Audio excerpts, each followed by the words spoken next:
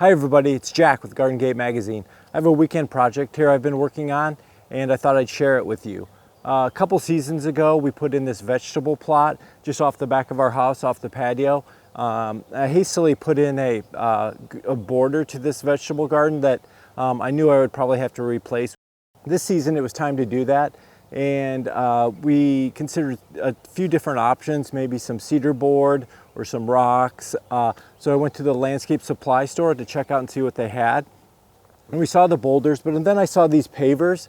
These are called cedar concrete pavers. They were popular a few years ago. And I saw this pallet, a couple pallets sitting in the back at the landscape supply store, so I asked about it. And they did sell them by the pallet. It was like $350 per pallet. But I noticed a few that were broken, and I only needed like 12. So I asked the contractor that was working there, how much it would be. And he looked it over and he said, you know what, take them if you want them. So I've got this garden border. Now I've started this whole row down here, and I staggered them a little bit instead of having them end to end, and if there was any variation that would definitely show. So I gave a little 6-inch overlap on each one. And now, since this is a slope, this side goes up into the ground, so I just have two more to put in. So I thought I'd show you guys how I did it. Let's go. All right, I have 2 more concrete planks to put in. I've already dug a trench to extend this out, and what I've been doing is using this mallet just to tamp it down. This is pretty heavy clay soil, so it does really tamp down and gives a good base.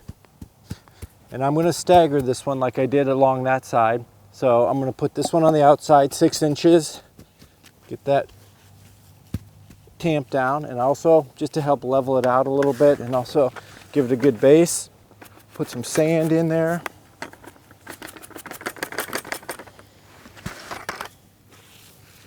Nice, okay. Just tamp that down a little bit. It's a little moist sand. Give it a good base. Okay. So again, here's this concrete plank. It's got the broken edge on it. That's going to be buried. I'm going to line that up at about 6 inches right there. Okay, that looks good. It's a little high here, but I can tamp it down. Let me just see. Check the level.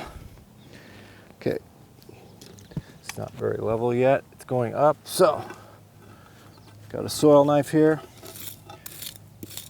Get some of that out of there. Okay, that should be good.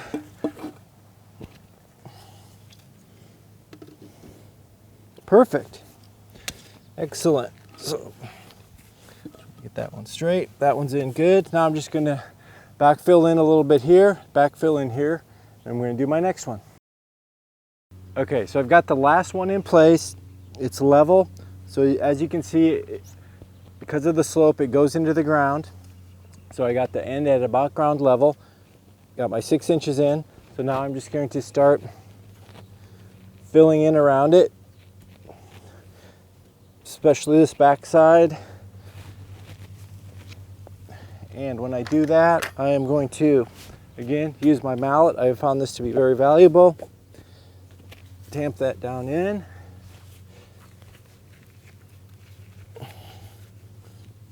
There you go, tamp it down on this side. It's nice and flush. Maybe add some grass here back to the outside. And this project's done. This project, I should say. We do have a deer and rabbit problem, so I'm going to build on this maybe next weekend with a fence that surrounds this and encloses this to keep the critters out. Thanks for watching. Bye.